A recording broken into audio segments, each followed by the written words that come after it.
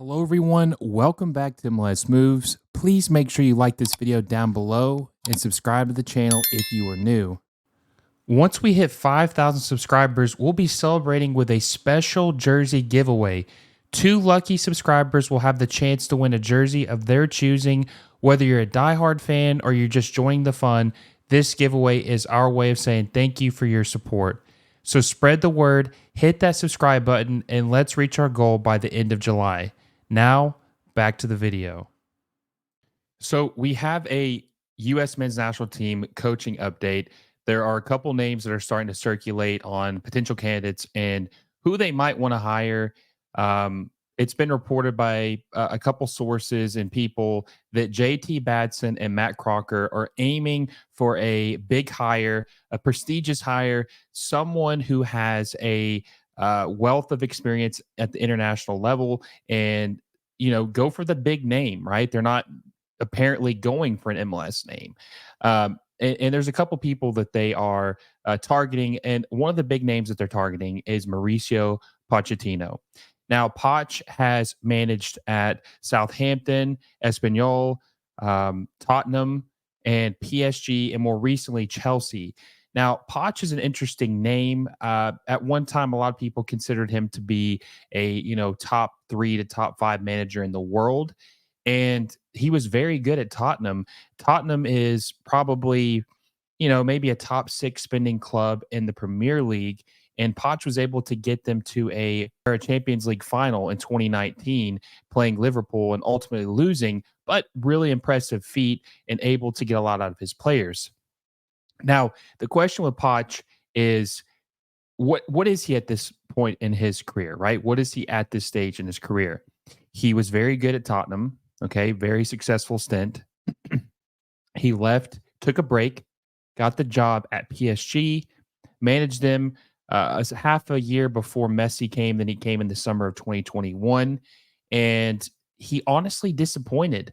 They hired him with his expertise and his style, hoping to help them get over the hump to win a Champions League, which they've been trying for a very long time and have been unsuccessful in doing. But they hired him because they thought maybe he was the last piece and was the guy to get them there, especially with him being able to get Tottenham there in 2019. They thought, well, we have all these talented players. We got Neymar, we have Marquinhos, we have Mbappe, we have Messi. We have plenty of talent across the board, and he wasn't able to make it. He disappointed, and so that leaves a lot of questions about what he would be able to do with this U.S. men's national team roster. Now, one of the bright spots about Poch is that his formation is a 4-2-3-1, which is very similar to what Greg ran some, I guess, with the U.S. men's national team, but would fit the style of the players we have, right? Having Pulisic and having Pulisic or Haji Wright on one side or on each side in the midfield, and then having Gio Reyna play as more of a 10, which is what his best position is and what he'll really thrive in playing. It's a 4-2-3-1, but it also kind of looks like a 4-3-3 as well. And then obviously have Ballo up top. I think that this would be a very good fit, especially for the style of players we have. And that is one aspect of it that would be really nice. And Poch, like I said, has shown that he's able to do a lot in his tenure and get a lot out of his players. Tottenham is the best example or sample size of what he did, just because he was there for 6 or 7 years, and just watching, like I said, of them not necessarily spending the most, especially in the Premier League, but able to compete every year and then making it to a Champions League final, even though they lost to Liverpool. And also, too, Poch is a manager that I think our players will respect. I mean, the players that he's managed throughout his career, what he's accomplished, what he has seen, and he's still relatively young at only 51 or 52 years old. So I don't really know what else he wants to do at this point in his career, because he's pretty much done it all at the club level. I don't know what he's going to do as far as that. I don't know if he has interest in coaching at the club level anymore. Maybe he wants to just be on the national team side of things. That's what he's wanting to do at this point in his career. There's also reports that that Poch is being targeted by England to replace Gareth Southgate. Now, that would be interesting because I think that he obviously has some relationship with some of the players on the team, especially like Harry Kane, and that would be an interesting fit. At least hiring him through the World Cup cycle, right, in 2026. I think regardless of where he goes, it's just going to be a 2-year deal through the World Cup cycle. But that's an interesting prospect from him as well because he's lived in England 7, 8 years, maybe even closer to 10 at this point throughout all his tenures. Um, and I think that that's going to be an interesting competition to see if we're able to beat England for him. The prospect of coaching here during the World Cup and being the savior of U.S. soccer is very appealing. And a lot of people say that why would anyone take this job? But I've said this and I hammer it home many times.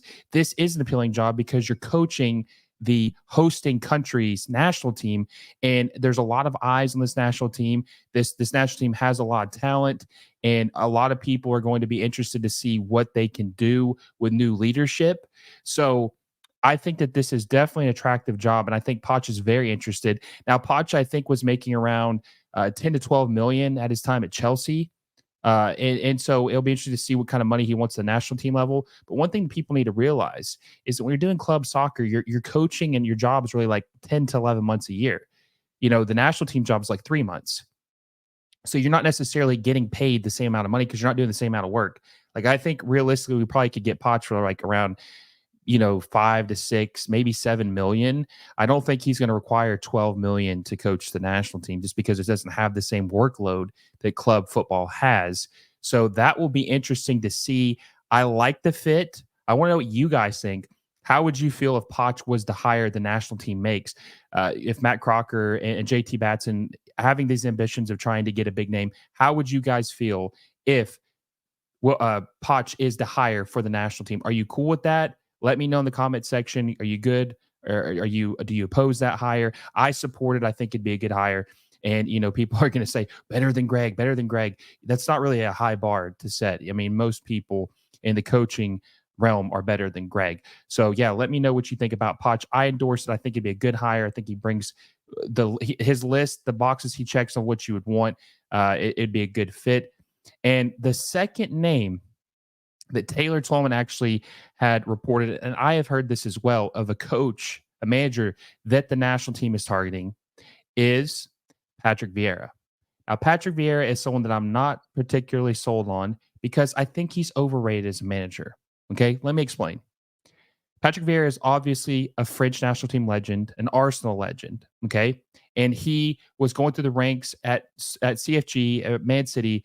They were trying to mold him into being a manager and possibly taking over the first team at one point.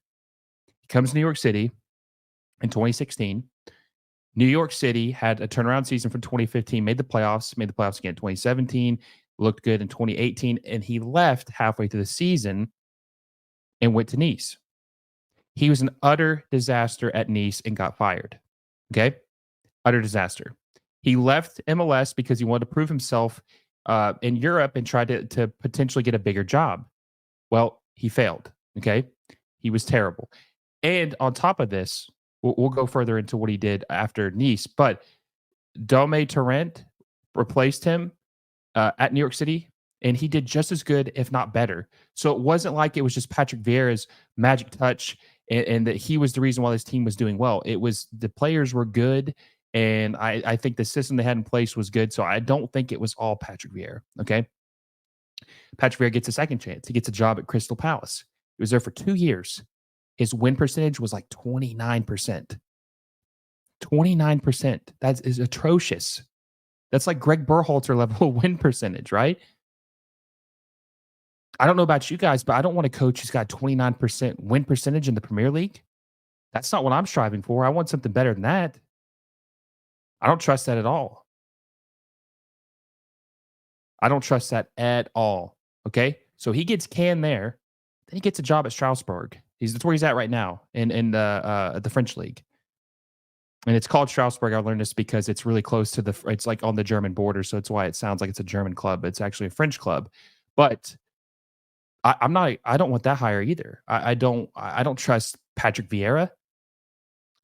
So the narrative is, right, nobody wants to hire an MLS coach. I don't want to hire an MLS coach, except for Wilfred Nancy because he's good, right? That's who I would hire. This guy, his success that he had, any ounce of success he had as a manager was in MLS. Was in MLS with New York City FC. He never won an MLS Cup in 2.5 years as their manager. Never won a supporter shield. Never won anything in the Champions League at New York City FC. So why would we hire a guy who is his longest streak of success was in MLS, and it's not even as good as Cherundolo's or Wilfred Nancy's? It's not even as good as theirs. So why would we hire a guy whose only flash of success was in Major League Soccer and it wasn't even that impressive? That's why he's off the table. I don't care what he did as a player, means nothing to me. Nothing to me. I think he's an overrated coach. I think if it wasn't for his playing career, this wouldn't even be a discussion. His player career definitely helped, elevate some of the things about him or where he's made it into the coaching realm. But no, I don't want to go anywhere near Wilfred or Patrick Vieira. I think that'd be a disaster hire. So I only one of these guys I like. Only one of these guys I like. And supposedly they're interviewing more people. So we'll have to see who they are. They're still early in the process. I would like, from what I've heard, it goes back and forth that they're trying to make a decision in the next couple of weeks, like maybe at the beginning of August. We'll see how fastly they move on this, because as we all know, we had an interim manager just to rehire Greg for almost 6 to 7 months. So we've seen throughout the last couple years, at least since 2017, 2018, they're very, very slow on the hiring process. So I wouldn't expect them to just, I'm skeptical. I'm very skeptical about how fast it's going to be, but we will see what happens. Do you guys want to hire Patrick Vieira? Let me know in the comment section. What is your opinion about Patrick Vieira? How would you feel if we hired him? Would you be mad? Would you be happy? Would you be sad? Like I said earlier, how would you feel about Poch? Which one would you rather have? Which one would you rather hire? Or would you not want to hire either one of them? Let me know in the comment section. And we're going to continue to follow this as updates pour in about this coaching search. It's been really fun. I'll be curious to see what happens. I'm scared to see what happens because, once they make this hire, it's final, at least until 2026. So they have to get this hire right. And also, guys, make sure you like this video. Subscribe to the channel if you haven't already. Hit that little bell notification so you never miss any of these videos on all these updates. And until next time, I will see you all soon.